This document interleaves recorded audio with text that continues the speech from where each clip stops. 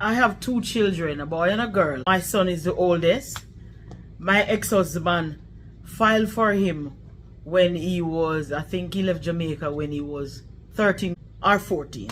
Somewhere about there, people. I have to check back the date. Before my ex-husband filed for my son, he said he wanted to file for both of them.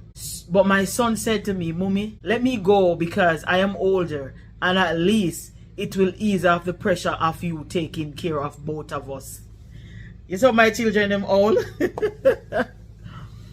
It took me a while to agree and I said, okay, let him go. My son, he migrated, lived with his father. You know, he always say, Mummy, I want you to come. Mummy, I want you to live over here with me. I want my sister to get certain opportunity and all of that. My son investigate what way he can get me over here quick and fast. I always tell him, take your time and do your thing. So we did research together and we realized he cannot file for me until he's 21. Finish high school and he had like the military from a longer time. So he went into the military, he finished his military training and all of that. As soon as my son turned 21, he started gathering the documents for my filing.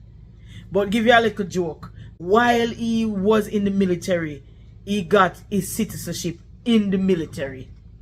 He was a permanent resident, and while he went into the military, they look about his citizenship. That's one of the plus of the military over here in this country. If you're a permanent resident and you go into the military, they will help you to get your citizenship. And my son got his citizenship quick and fast, but he still couldn't file for me until he turned 21. You know, he was back and forth in the military, he was deployed and all of that. I came up and he said, Mummy, it's time. We went and we got the I-130 and we filled out the paperwork. But tell you something, people, when my son filled out the paperwork, submitted it, they send us a letter saying they accept the application and they will send another one to tell us of the process that I will be going through. My son was deployed. So guess who had to do the paperwork? Me, Sharon, had to do the paperwork. So I stayed in Jamaica and my filing was done. Me, people want to see how I was researching. I tell you now, I could work at immigration right now. I research and I research. I don't know nothing about US filing, but I did it by myself in Jamaica. We pay all the money, all the fee, everything. Now when it come to the affidavits of support, my son came back from deployment and so he did the affidavits of support. I wanted another one. He got another one for me and we do all of that. That's how my filing came about. I was the one who did all the research and do all the necessary paperwork and the fee and everything. So now we're up to speed, people, so you know how I get my filing. When I went to Florida, that's why I said I had business to do, so I had to save the money. I had to file for my daughter and my husband. When I went for my interview, the interview officer, she told me as soon as I get my green card, I must file for my husband. That's the advice I got from the person who interviewed me. And people who know filing is not cheap. Filing is not cheap. Tell you a little thing, people. My ex-husband was supposed to file for my daughter, but something happened and he could not. So therefore, that money order that was bought, it was there for the longest while. And I didn't know I could get it back from Western Union. So I had that money for nearly a year. And then I said, one day I said, no, let me call Western Union and find out if they can do anything about this money order. And you know, at that time, the filing fee was $300 and I'm not sure if it's $350 or $380. It's a long time, people. I don't remember.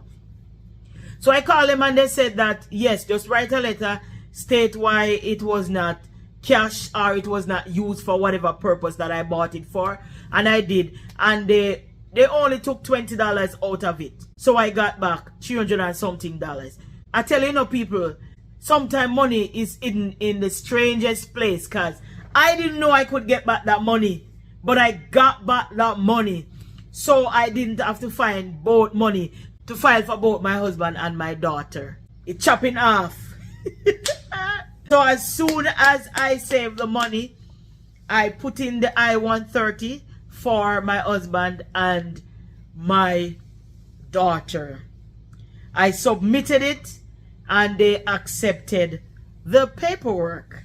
Me again, people, me again. I did not use any lawyer. No one helped me. I did it all on my own. I did all my research.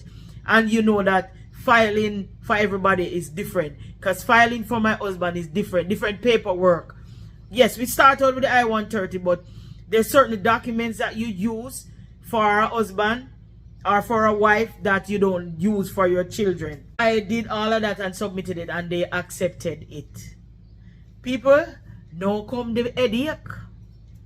When they said yes, they accepted it, they send the letter as to how they're going to go about doing the paperwork and all of that.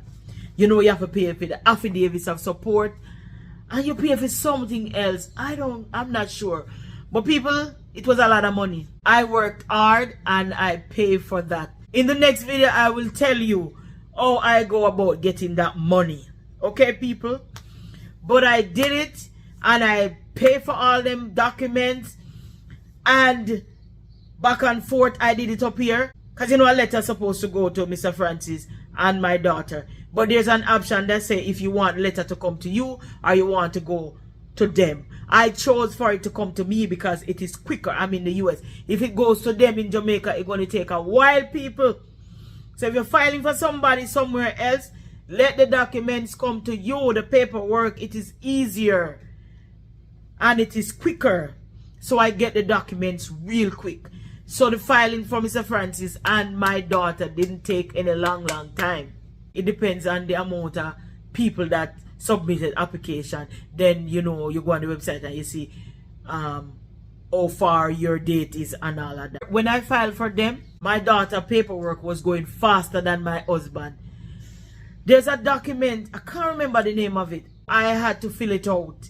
And I did not, I missed that step. I did not realize that I was supposed to fill it out. So, you know, when you make a mistake, people, when you make a mistake, your document is going to be delayed. So that delayed Mr. Francis filing. So I had to send back that to them. Francis filing was behind my daughter own. My daughter own was going so fast. So when I eventually send in that document, it bring me up to speed. Then I reach another bump, people. They say that they want to know if our marriage is bona fide. Me and Mr. Francis married a long time, you know, people, and they want to know if our marriage is bona fide. But you can't argue with them. A US immigration, you cannot argue with them. You have to submit what they want. They asked me for affidavits from people who knows of the marriage, from workplace, from church, from family member, from neighbors. They give us a list of who can do that affidavits letter. And basically it is saying that we know that the marriage is bona fide. We know that they were married X, Y, Z and all of that. So sometimes people, they will ask you for that letter for husband and wife. That's how US immigration works. So they asked for it and that again delayed Mr. Francis filing. Eventually I gathered the letters. I gathered like 5-6 letters. And then I had to mail them to USCIS. I mailed it to them. Took a while again for them to accept. And then eventually I get a letter saying that it was approved. The next step, I had to pay all the money and all the fee and all of that. Then they sent me a letter saying that they have to do medical. They sent a letter with all the list of names of the places that they can go in Jamaica. And we must make an appointment. And when we call there, we make the appointment, they tell us that we might have to bring extra money when we come because sometimes the vaccination is not up to date, so we must walk with extra money. And people, me no mean no pay money. Walk with one like 150,000, 40,000, 50,000. But what I did, I made Mr. Francis did some of his immunization, some vaccine that I know that they would have wanted because remember I went through my filing.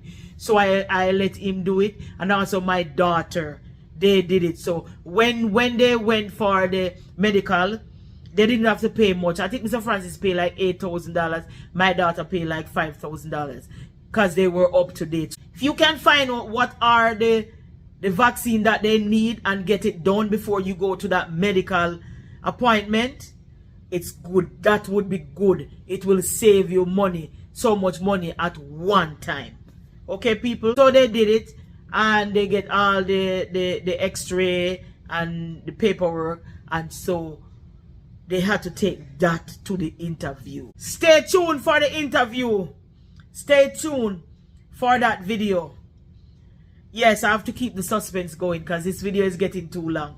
So the next video you will hear about the interview, and you will hear how I pay all that money for them to go through the process and for the medical and all of that. So people, that is it.